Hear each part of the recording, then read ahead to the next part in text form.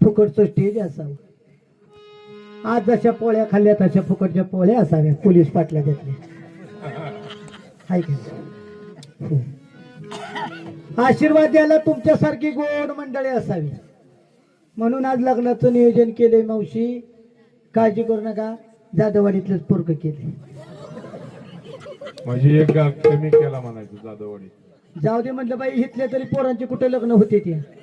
माझ्या नादाने एखादं निसाटलं तर निसाटलं. हाय का?